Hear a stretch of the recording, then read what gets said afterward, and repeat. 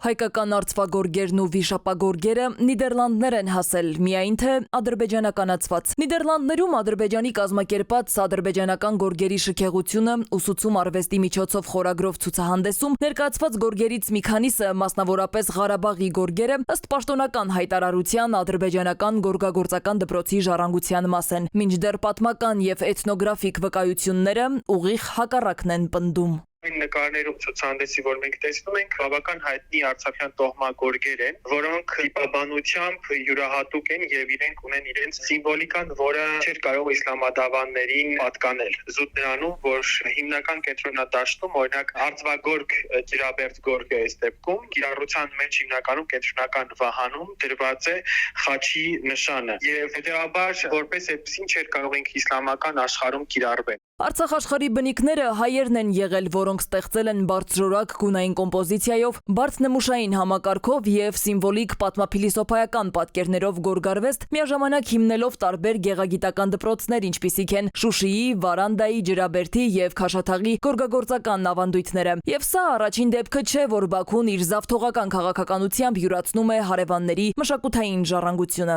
Նմանատիպ ցուցադրություններ արդեն իսկ եղել են եւ սա ունի միջազգային ուղղվածություն։ Նախկինում մենք ականատես ենք եղել նման ցուցահանդեսների կայացումը Լատվիայում, Լեհաստանում եւ փաստորեն հերթական թիրախը այս անգամ արդեն Նիդերլանդներում է։ Ադրբեջանը փորձում է պատմական ավանդույթներ ստեղծել մի պետության համար, որը չունի այդ ավանդույթները։ Ինչու՞, որովհետեւ գորգագործական մշակույթը նստակյաց եւ բնիկ հանրույթին բնորոշ մշակույթ է եւ փաստորեն Ադրբեջանը այս քայլով փորձում է ստեղծել պատմական երկրի կերպար։ Վերարտադրվում են հայկական գորգերը ու ցուցադրվում կրկնօրինակներով, երբեմն նաև խորամանկության են դիմում ու ժամանակակից իմիտացիոն լուծումներ տալիս Արցախի տիպական գորգերին։ Նույնիսկ տարածաշրջանին բնորոշ մրգերի տեսակներով են փորձում համոզել, թե այդ գորգերը իրենցն են։ Վերցվել է կենտրոնական վահանը կամ որևիցե դետալային հատված, նույն ձևով գործվել է, դրան ավելացվել է տարածաշրջանին բնորոշ որոշակի մրգեր, այնտեղ տեսնում ենք մենք նուռ, սերկևիլ, խաղող, իրենք վերցնելով արցախյան գորգը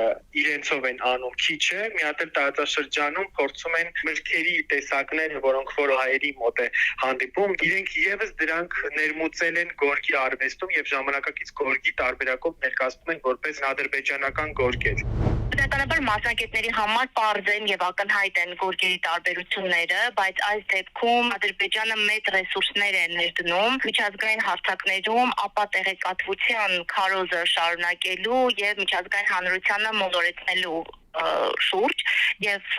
հստակորեն իրականացնում է այդ քաղաքականությունը։ Ցուցահանդեսում ըստ մասնագետի տեղ են գտել նաև բնօրինակ գորգեր, որոնք պատերազմից հետո մնացել են Արցախում ու հափշտակվել թշնամու կողմից։ Հենց դրանցով են նաև կեղծիքն առաջ տանում։ Բացի այդ, ցուցադրությունում ներկայացված որոշ գորգեր էլ, օրինակ Թավրիզի եւ Արդաբիլի, որոնք պատմականորեն պատկանում են Իրանի մշակութային ժառանգությանը, նույնպես ներկայացվել են որպես ադրբեջանական։ Սա նաև իրանական մեդիա դաշտում է արձագանք գտել։ Այստեղ մատնացույց են անում ընդգծում պատմամշակութային յուրացման վտանգավոր փորձը։ Եվ ի վերջո, ինչպես կարող է ադրբեջանական գորգարվեստն ունենալ հազարամյակների պատմություն, այն դեպքում, երբ ինքնակոչ այս երկիրը ձևավորվել է ընդամենը 1918 թվականին։ Սվետլանա Ավդիշյան, ժամը լրատվական։